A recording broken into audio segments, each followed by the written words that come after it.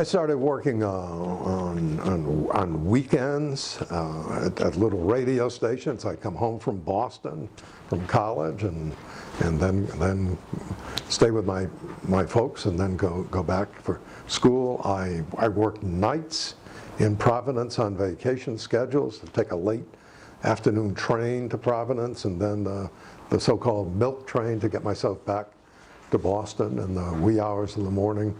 And then I had a couple of summer jobs working for a radio television operation in Providence, Rhode Island, and then in West Hartford, Connecticut. And I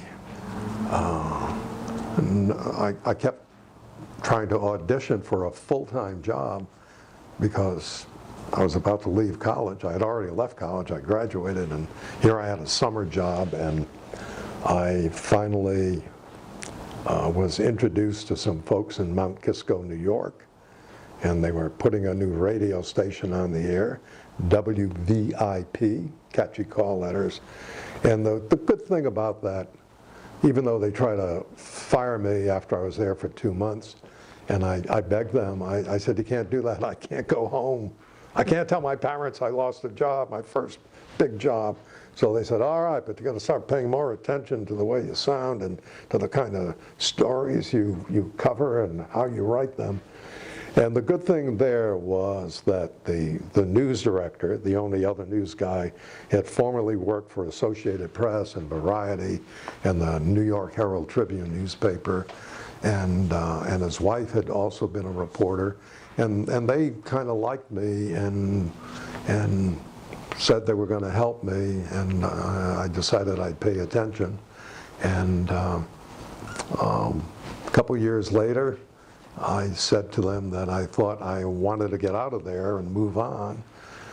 And they said, well, there comes a time in your life when you learn as much as you can, and it's a good thing to move on. So I moved, and I worked at a radio station in Boston, WBZ radio, great station, great news city. It was great reporters, great bosses, and then I moved on to New York and got a job with Channel 2 WCBS TV as a reporter, and about a year or two later, I was walking through the cavernous corridors of CBS, and I heard somebody yell, "Hey, kid!"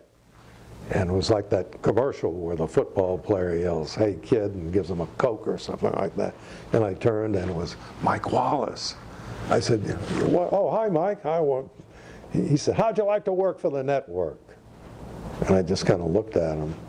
And I went like this. He said, "I mean that." I said, "Oh, yes, of course." And he said, "Okay, I'll talk to them." And I got a phone call a short while later, and they hired me.